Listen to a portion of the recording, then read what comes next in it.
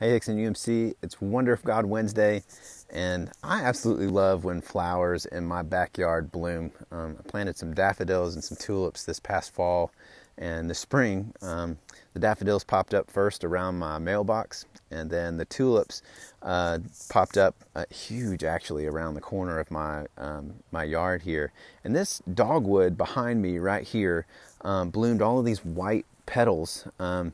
And it really, all the blooms only lasted for about 2 weeks each. And now everything's turning into this normal green, and all these petals have hit the ground. Transitions are kind of a natural part of life. They happen all around us. And a lot of times the change is the hardest part. We often want to resist change. I wanted to keep these flowers all throughout the entire summer. In your reading this morning, you may have noticed a different kind of transition. This is the transition between Elijah and Elisha. And there's this funny cycle that happens within the second chapter of 2 Kings where Elijah is trying to leave Elisha so he can be taken up. Elisha refuses to let Elijah go. And there's this crowd of prophets that are like following Elisha around and don't want to let him forget that his master is leaving, and he keeps shushing them. To be honest with you, sometimes I kind of want to forget about my own transition and want to shush those conversations because it's difficult. And a lot of times when we're going through those, we realize that we're not in control after all, or we're not going to be in familiar territory anymore, or there are just a lot of new challenges and new ways that we're going to have to grow. Listen to what happens next, starting in verse 9.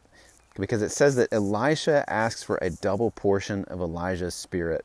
To me, when I read that, it first sounded kind of greedy, almost like let me have twice as much of the power that you had, Elijah.